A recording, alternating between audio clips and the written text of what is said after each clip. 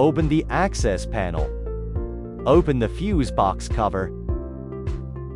We check the fuses based on the fuse box diagram. Remove the faulty fuse. Check if the fuse is blown. Just install the new fuse. Check the alternator fuse when the vehicle isn't charging or loses power. Check if the fuse is blown, and replace it with a new one.